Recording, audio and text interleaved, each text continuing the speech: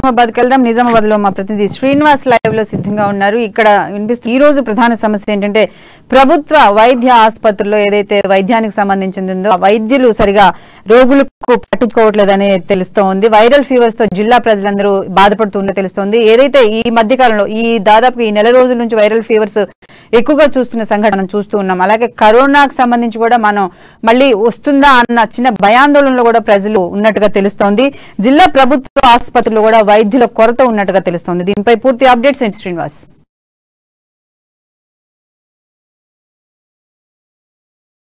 అయితే నిజామాబాద్ జిల్లాలోని ప్రభుత్వ ఆసుపత్రుల్లో అయితే ఈ మధ్య కాలంలో కూడా ఓపీ సంఖ్య పెరిగిన నేపథ్యం కనిపిస్తోంది. ఈ నేపథ్యంలోనే అయితే అధికార పరంగా అయితే సంబంధించినటువంటి డాక్టర్ల కొరత కానివ్వండి, సంబంధించినటువంటి పారామెడికల్ సిబ్బంది సంబంధించినటువంటి అనేక సిబ్బంది కూడా దీంట్లో పనిచేసే సిబ్బంది అయితే ఖాళీ ఉన్న నేపథ్యంలో కూడా కొద్దిగా ఇబ్బంది అయితే కలుగుతున్న పరిస్థితి కనిపిస్తా ఉంది.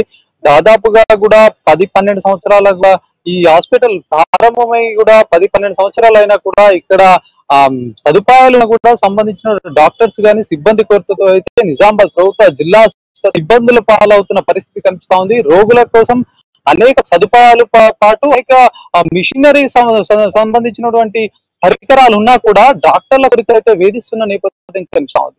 ముఖ్యంగా చూసుకున్నట్లయితే దీనికి సంబంధించినటువంటి అనేక ఇక్కడ ఉన్నాయి.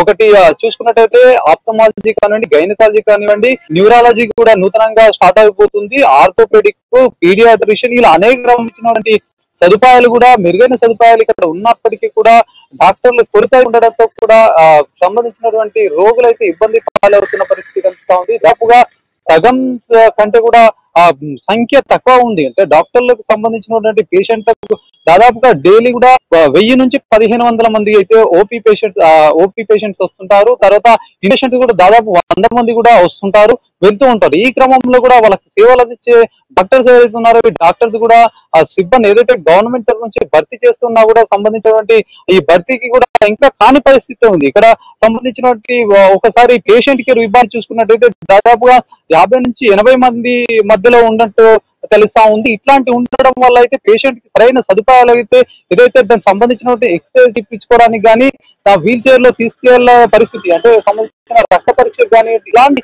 తీసుకెళ్లే ఇబ్బందులు అయితే ఉన్న పరిస్థితి కనిపిస్తా ఉంది. ఇంకో విధంగా చూసుకుంటే డాక్టర్ల కూడా ఉండడంతో ఇక్కడ సంబంధించినటువంటి ఉన్న డాక్టర్ల సంఖ్య తక్కువగా ఉండడంతో కూడా ఆసుపత్రి సిబ్బంది కూడా ఇక్కడ సంబంధించినటువంటి రోగులు కూడా ఆవేదన వ్యక్తం చేస్తున్నారు. వాళ్ళకి సంబంధించిన సిబ్బంది కూడా ఆవేదన వ్యక్తం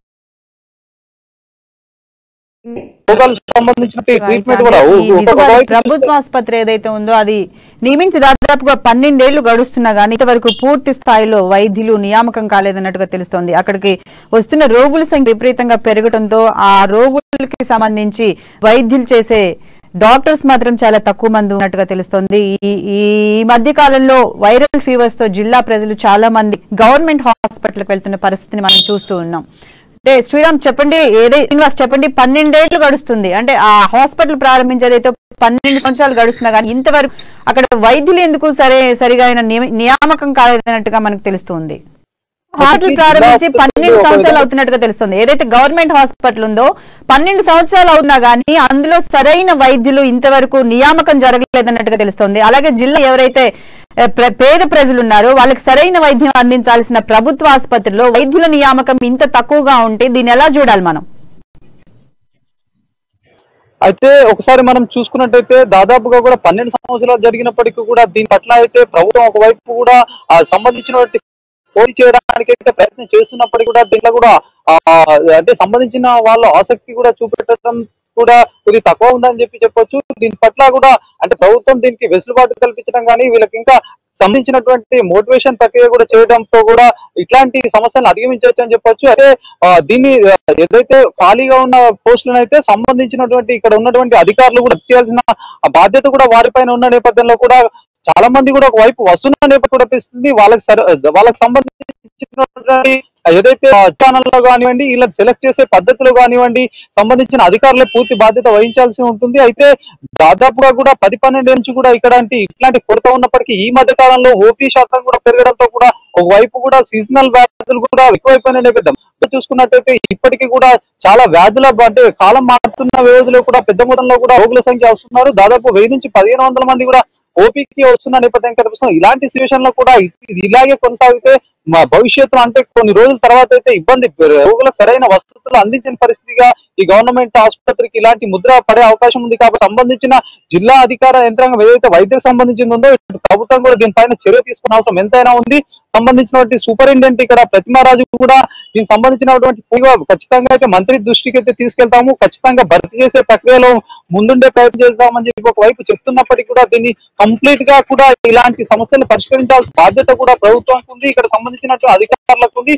ఎందుకంటే ఒకరు చూస్తున్నట్లయితే గత కొన్ని రోజులు కూడా ప్రభుత్వ ఆసుపత్రికి అయితే మంచి పేరు వస్తున్న నేపథ్యం ఒకవైపు కనిపిస్తా ఉంది. కాబట్టి సంబంధించినటువంటి ఎక్విప్మెంట్స్ ఉన్నాయి, కానీ సంబంధించిన డాక్టర్ లేకపోవడంతో కూడా తీరా క్షేత్రస్థాయికి వచ్చేసరికి అయితే కూడా ప్రజల్లోకి అయితే ఒక వ్యతిరేక పవనాలు వీసిన సందర్భం అయితే ఉంటుంది. ఒకవైపు చూస్తే న్యూరాలజీ సంబంధించినటువంటి డాక్టర్స్ కూడా అందుబాటులో ఉండే పరిస్థితి కొద్ది తర్వాత ఆ ఓపీ కూడా ప్రారంభమవుతా ఉంది. సంబంధించిన కార్డియాలజిస్ట్ సంబంధించిన మెరుగైన వసతులతో పాటు మిషన్ యంత్రం కూడా ఒకటి అతి త్వరలో వచ్చేది ఉంది. ప్రభుత్వంలో కూడా రాష్ట్రంలోనే నిజామాబాద్ జిల్లా ఆసుపత్రికి అయితే మంచి పేరున్న నేపథ్యము దాదాపుగా 2వ స్థానంలో ఉంది నిజామాబాద్ జిల్లా. అలాంటిది సూపరింటెండెంట్ కూడా ఇప్పుడు చూపిస్తున్న ఏదైతే స్పీడ్నెస్ గా అయితే అందరిని రిక్రూట్ చేసే బాధ్యత కూడా తీసుకోవాలి. ప్రభుత్వం దృష్టికి అయితే తీసుకెళ్లి సంబంధించినటువంటి డాక్టర్స్ కానీ సిబ్బందిని కానీ పూర్తి స్థాయిలో నియమిస్తే ఈ ఆసుపత్రికి అయితే ఇంకా మంచి వచ్చే అవకాశాలు ఉన్నాయి.